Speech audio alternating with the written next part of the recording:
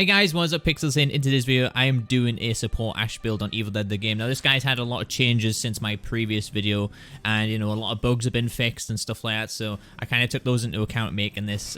So the changes that this guy got was actually damage restored. His health is 20% now, depending on how, like, what damage he does to health damage on units, which, you know, it's kind of a nerf for me. Before, I used to be able to spam, like, just attacking on finishes, and, you know, hitting skeleton shields doesn't actually heal anything either, which is kind of annoying, but I find a way around it. Like, that I think probably is the best way to play him. We'll get into that later in the video. The mark target damage thing now lasts 5 seconds as well. So you can mark a target for 5 seconds, and anyone that shoots that target will gain the damage effects, and they'll also gain 10% damage restored as health as well, which is good. It's nothing amazing. I think the mark target thing on this guy is very, very odd. You do have to land a headshot for it to happen, but it does work very well if you land a headshot on bosses, and, you know, people actually do shoot the bosses. The problem is that it doesn't work out well for warriors at all, because most warriors won't be trying to shoot a boss unit or anything like that, which kind of sucks. So it's only a follow-up shot. It's nothing to do with melee weapon damage, unfortunately. But I still think they really need to look at the mark target stuff, because it's like a horrible mess right now. This guy's in such a weird place, but I know you guys have been asking me, you know, what's the best thing to do on support Ash now? What's the best build for him right now and stuff? And so I played around with a few, and this is the one that I kind of had the most success with trying it out. So the first thing we're going to go for is 4 straight into Shems Plus. So because you're playing support Ash, you play him sort of like a warrior. You do a lot of melee combat, or rather I play him like that in anyways. But you will find yourself obviously spamming heavy attacks on a lot of units. So obviously having the 30% in the health restored with Shems really helps out, especially if your health does get low enough. So I do put 4 points into that. And then I put a point in Artful Dodger. Again, the 20% doesn't really make a difference. The main thing is upgrading your stamina with Pink Fuck during the game, so that way you can get 3 dodges, which is good. And then we're just going to max out our balance bar damage, which obviously helps out the team greatly. Wig Splitter, I just put 1 point into. I have tried it out, obviously going for higher headshot damage because of his mark target, but honestly it's just not that beneficial compared to spending points somewhere else in this guy's skill tree. I put, actually we're going to have to go down here first, so I put a couple of points into First Aid. Again, you don't really have to worry about people going down too much if you are playing support, but if they do go down, then you have First Aid there, which will restore 20% of their health, which is great now. So we can go back up here, so then we're going to put 3 points into Tougher Than Hell. Like I said, you're going to be spamming heavy attacks, so you're kind of vulnerable doing that. So the main thing is obviously trying to buff this guy's like tank up as much as possible while you're doing the heavy attacks. And then we're going to obviously just put 4 points into Devastating Force, because we want to do as much melee damage as possible per heavy attack. So then we're just going to come down here, increase the maximum of Shems you can carry by 2. We're just going to start the game with 1 Shems extra, which is fine because I more or less find like 6 Shems, no problem playing this guy. And then the last 4 points I'm going to put in Industrial Strength. Now, Industrial Strength used to be bugged. It's actually working now, so that's good to see on supports. And not only that, but once you do get the health upgrade, you can go like over like 1,125 health or something like that. I wasn't sure the exact stat on upgrading the health on the Pink Fuck, but it is absolutely amazing for this guy to have that. Alright, so now I'm just going to jump in, you know, maybe just go over some gameplay and just explain what I'm doing and the best thing that you should be looking out for playing this guy now. So the main thing is, when you're getting the Pink Fuck upgrades for this guy, I go straight into melee because I like having the faster attack speed, especially since I'm using heavy attacks to do healing. So the main thing I go for is melee, and then stamina. So melee, stamina, then health. Those are the 3 key things on this guy.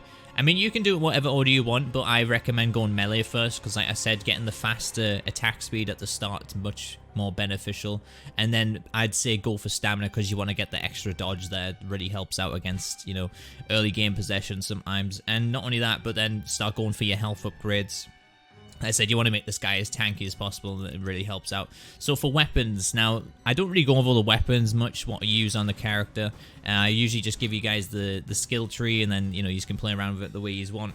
But with this guy, I think it's very important to say that I've used pretty much nearly every weapon in the game to test out with this guy's healing, and I've never had as much benefits than I have using a lumberjack axe.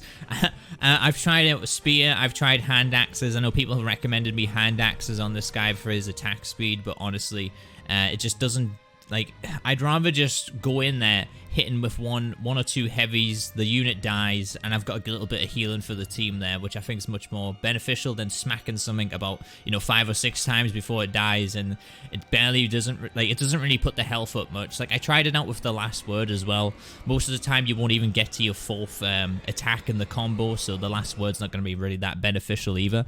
So like I said, the main thing I went for in this guy is lumberjack axes and swords.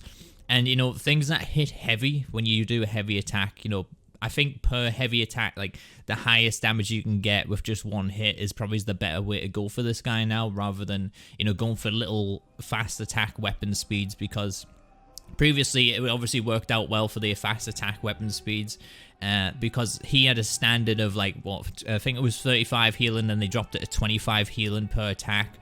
So you can actually use bare fists on this guy as well before.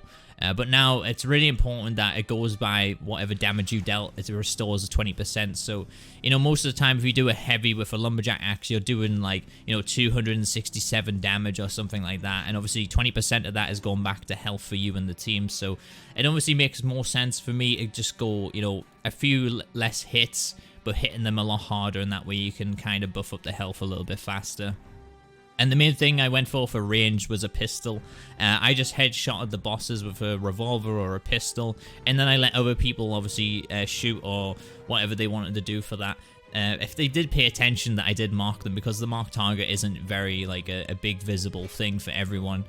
So I just made sure I shot the bosses in the head. Maybe he's an elite now and then, but, you know, I didn't really waste my time doing range too much with this guy. Like I said, I just thought, you know, spamming heavy combat with this guy was really good.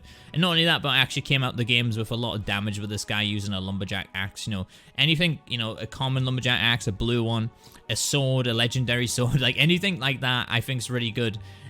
You know, as long as you're doing high damage per attack, which I think is great, it works out a lot more, like I said, than doing, like, the little quick melee attack weapons. So anyways, guys, this has been my new Evil Dead 1 support Ash build. I hope you guys enjoyed it. Hopefully you like doing this as well.